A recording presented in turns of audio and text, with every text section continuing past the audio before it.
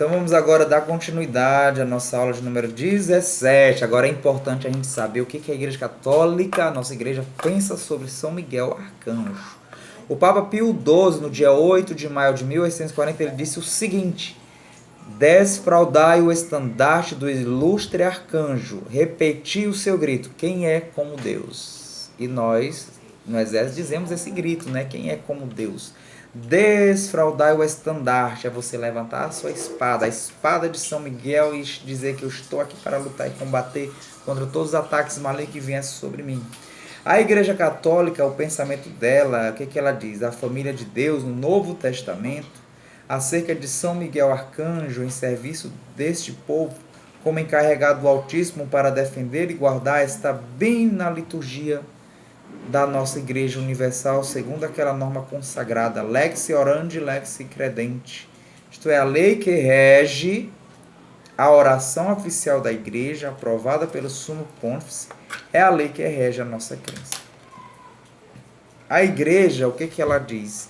Ao estabelecer uma festa, ela estabeleceu uma festa litúrgica, que a liturgia é aquele ritual da missa que você participa, é a liturgia. Tem todo aquele ritual, a hora de cantar, levantar, sentar, quando fala em liturgia, é isso aí. Então a festa litúrgica com a missa e ofícios próprios para todo mundo cristão não nos pode enganar em matéria de fé.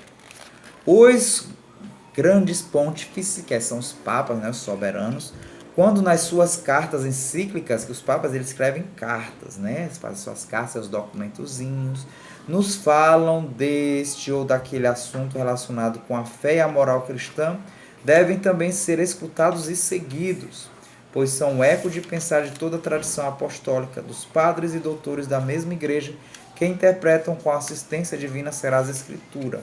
O mesmo se deve dizer da oração para a Igreja Universal aprovadas pela competente autoridade eclesiástica. Ou seja, resumindo aqui tudo que eu li, quer dizer que esses documentos que a Igreja e os papas passam para nós, que chama encíclica, é umas cartinhas, uns documentos assim mais ou menos também desse livro aqui, que vai nos ensinar sobre a gente procurar ter mais fé a Deus. Então é importante a gente beber mais da fonte de Deus. Não vocês ficarem só presos ao que eu ficar fazendo aqui das gravações, dos vídeos que eu estou passando. Então a nossa Igreja Católica tem muitos ensinamentos de encíclicas, as cartas dos papas, procurem saber sobre essas encíclicas, que vai ensinar sobre fé, cartas de tudo quanto é de assunto, sobre São Miguel e por aí vai. Aí está dizendo aqui. E ela vai falar também sobre São Miguel Arcanjo. Então, além de outros documentos sobre São Miguel, além dessas encíclicas, né, dos papas antigos, Sua Santidade, o nosso tão querido São João Paulo II, o que ele disse sobre São Miguel, trazendo mais atualidade, né? Na sua visita, quando ele foi no dia 24 de maio de 1987, o nosso Papa São João Paulo II, ele foi ao Santuário de São Miguel no Monte Gargano, lá na Itália. Ele fez um discurso.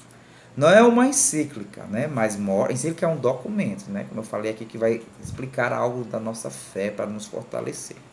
Mas mostra-nos o pensar da igreja sobre a atualidade do culto ao príncipe e grande chefe dos anjos no mundo de hoje.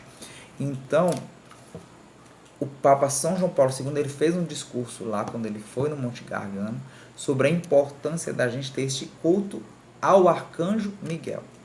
Então, após o encontro com a população, depois que ele se encontrou lá com as pessoas, o Papa João Paulo II se encontrou com as pessoas, ele realizou uma breve visita, ele entrou lá no santuário de São Miguel Arcanjo, templo que tinha sido construído ali para recordar as 4 aparições de São Miguel numa gruta que foi localizada na localidade dos anos 490, 92, 93 e 1656, as aparições de São Miguel Arcanjo. Que eu já li também nas outras aulas anteriores dessas histórias, eu já falei sobre a aparição de São Miguel no Monte Gargano. Então, o que o São João Paulo II fez? Ele faz eco, ele clama esse discurso daquilo que os últimos papas têm dito ao povo cristão para que se recorra a São Miguel. Devemos recorrer a São Miguel. Ele fala dessa importância. Nesta luta tremenda entre as forças do bem e do mal, porque existe entre nós uma luta entre as forças do bem e do mal. E a gente é afetado através dos outras pessoas que nos desejam mal, com palavras negativas, coisas negativas que nos deixam para baixo. São às vezes as forças do mal usando de outras pessoas. E aí é preciso a gente dar ouvido e escutar as pessoas que estão com as forças do bem e dos anjos. Então estão nessa luta entre o bem e o mal. E às vezes a gente não sabe quem escutar, se a gente está escutando quem está falando bem, quem está falando mal. Recorrer a São Miguel para te dar força, né? São Miguel é o arcanjo que chefia, né? Esse arcanjo, o chefe dos exércitos do Deus Altíssimo, ele chefia o exército de Deus, e do mal é Satanás, que é o chefe dos demônios, dos anjos caídos. Mas o triunfo, a vitória final vai vir completa, vai vir de São Miguel com seus anjos, como diz as Escrituras Santas, que pelejaram contra o dragão e não venceram, né? O diabo e os seus seguidores, caindo e expulsando para os abismos. E a sua santidade, o que o Papa Pio X vai falar, né? Na sua memória ele escreveu o que o Papa Pio X falou sobre São Miguel, que ele falou, ele disse o seguinte: São Miguel é que tem maior capacidade para exterminar as forças diabólicas. Então a gente deve invocar São Miguel Arcanjo para dar esta força na sua vida, para afugentar as forças diabólicas, para enfrentar essas forças malditas, né, que são filhas de Satanás, que juraram a ruína da sociedade cristã. Então luta somente para procurar destruir a sociedade cristã. E o Pio X, ele disse no dia 18 de setembro de 1913, ele falou o seguinte: o que o Pio X disse?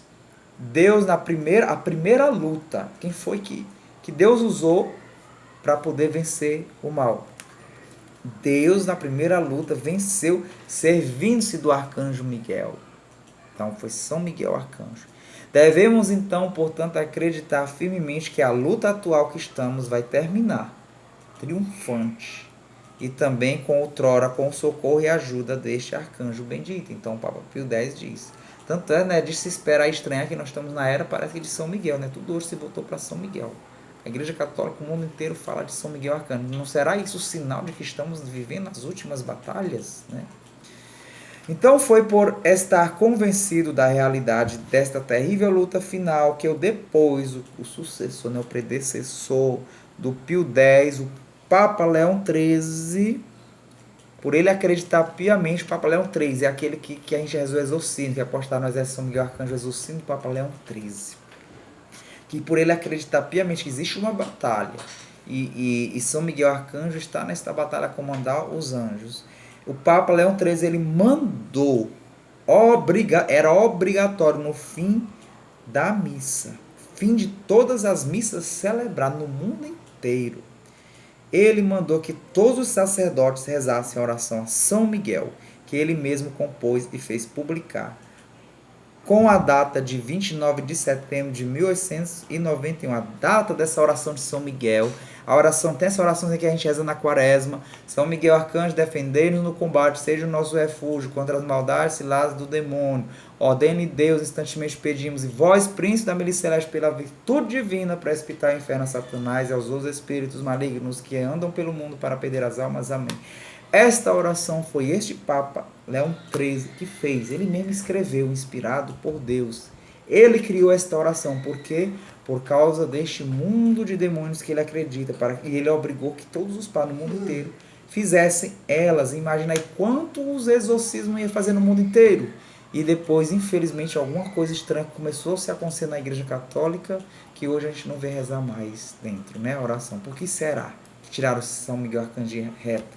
Você vai entender isso aí estudando, a gente vai explicar sobre isso daí. Porque não se reza mais a oração de São Miguel, é opcional, quase você não vê nas igrejas rezando, era para rezar todas após a missa, né? Foi tirado isso.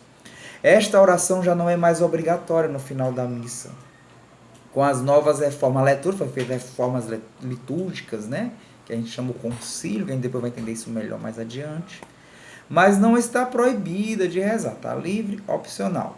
Sacerdotes, fiéis, a gente pode rezar esta oração, tá? Então a gente vai encerrar esta nossa aula de hoje aqui e vamos ver o próximo tema, vai ser sobre o segredo do Papa São João Paulo II sobre São Miguel Arcanjo.